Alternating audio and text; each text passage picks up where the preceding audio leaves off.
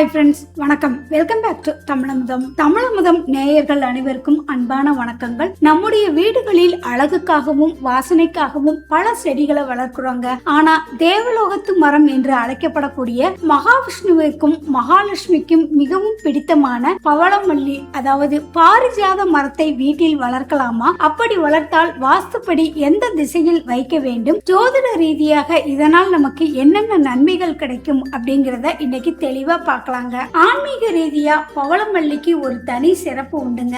சமுத்திர மந்தனம், அதாவது பார்க்கடலை கடைந்த போது வெளிவந்த அரிய பொருட்களில் இந்த பாரிஜாத மரமும் ஒண்ணு. இது இந்திர லோகத்தில் இருந்தது. அதற்கு பின்னர் கிருஷ்ண அவதாரத்தின் போது பூலோகத்திற்கு கொண்டு வரப்பட்டதாக புராணங்கள் சொல்லுதுங்க. மற்ற பூக்களை போல அல்லாமல் இந்த பவளமல்லி மரத்திலிருந்து தானாக கீழே உதிரும் பூக்களை மட்டுமே இறைவனுக்கு பூஜிக்க பயன்படுத்துறோம். இது சரணாகதி தத்துவத்தை குறிக்குது. இந்த பூக்கள் எங்கு இருக்கிறதோ அங்கே மகாலட்சுமி வாசம் நிரந்தரமாக இருக்கும் அப்படிங்கிறது நம்பிக்கைங்க. பலருக்கும் இருக்கும் பெரிய சந்தேகம், பவளமல்லி மரத்தை வீட்டில் வளர்க்கலாமா என்பதுதான். நிச்சயமா வளர்க்கலாங்க. வாஸ்து சாஸ்திரப்படி பவளமல்லி மரம் வீட்டில் இருக்கும் எதிர்மறை ஆற்றல்களை நீக்கி நேர்மறை ஆற்றலை அள்ளித்தரும் வல்லமை கொண்டது. அதனால இதை வைக்க வேண்டிய திசை ரொம்பவே முக்கியங்க.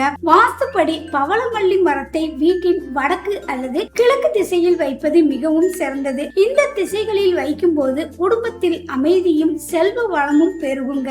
உங்களால வடக்கு அல்லது கிழக்கில் வைக்க முடியல அப்படின்னா மேற்கு திசையிலும் வைக்கலாம். வீட்டின் தெற்கு திசையில் இந்த மரத்தை வைப்பதை தவிர்ப்பது நல்லதுங்க.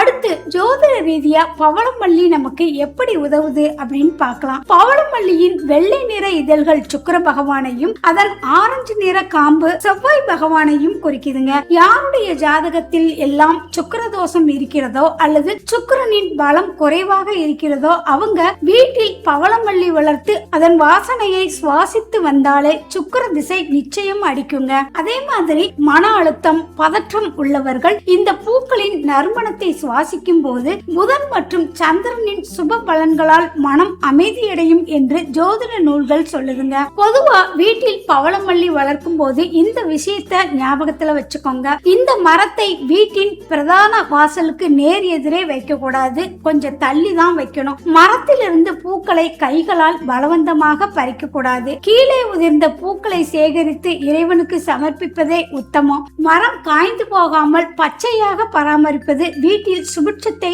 நிலைநிறுத்துங்க. எனவே நேயர்களே, உங்கள் வீட்டிலும் நேர்மறை ஆற்றல் பெருகவும் லட்சுமி கடாட்சம் நிலைக்கவும் ஒரு சிறிய பவளமல்லி செடியையாவது வாங்கி சரியான திசையில் வளர்த்து வாருங்க. இந்த தகவல் உங்களுக்கு பயனுள்ளதாக இருக்கும் அப்படின்னு நம்புறேன். இது போன்ற ஆன்மீகம் மற்றும் வாஸ்து தகவல்களுக்கு மறக்காமல் நம்ம தமிழமுதம் சேனலை சப்ஸ்கிரைப் பண்ணுங்க. இந்த வீடியோ பிடிச்சிருந்தா லைக் பண்ணி உங்க நண்பர்களுக்கும் ஷேர் பண்ணுங்க. நன்றி, வணக்கம்.